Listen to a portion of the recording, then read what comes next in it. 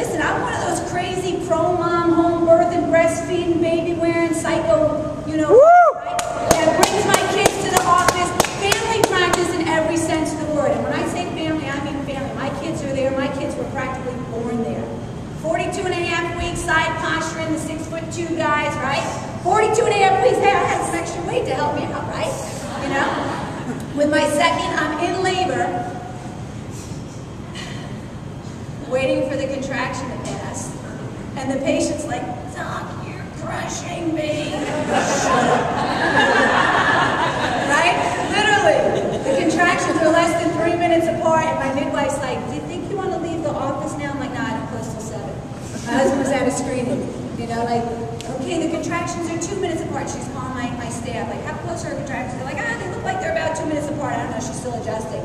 Do you think maybe you can send her home? So I left like 15 minutes early, went home, met my husband, had the baby at home. My daughter was 10 pounds, 3 ounces, not a stitch of aspirin, Tylenol, nothing. You don't need it. It's bull. It's up here. They put the fear in you to scare you, to make you think that you got to run to the hospital because this is a scary medical procedure and no one's capable of doing it without a team of doctors. You're right. Squat in the fields, baby. Let it out.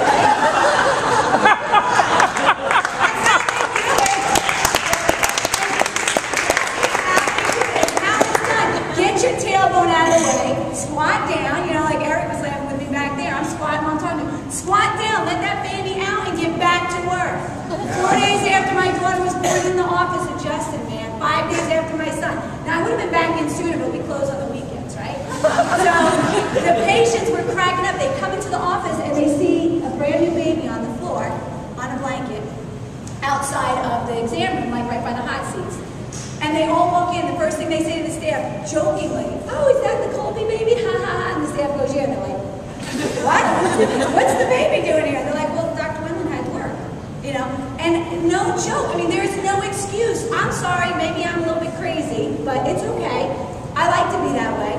There's no excuse. So when you tell me, or I hear from people, or I talk to students that say, well, I'm going to have to put my family on hold, or I'm going to have to wait to practice for the next 7 years, or what do I do if I want to have a baby when I'm in school? You freaking go for it. And you don't let anybody tell you no.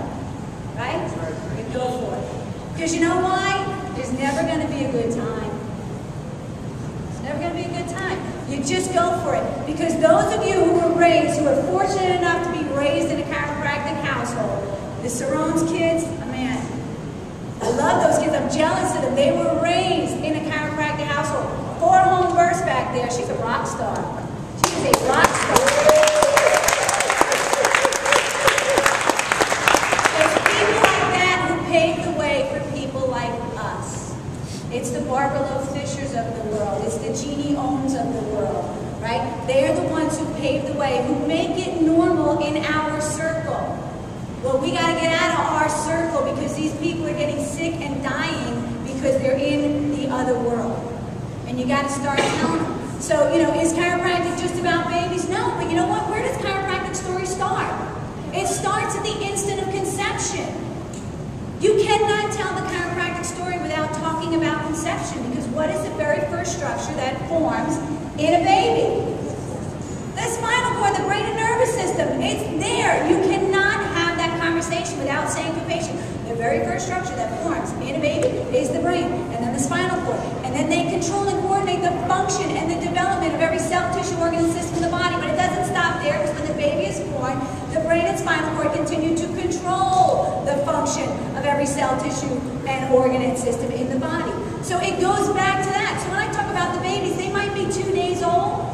They might be 92 days old. They might be 92 years old, because that's somebody's baby.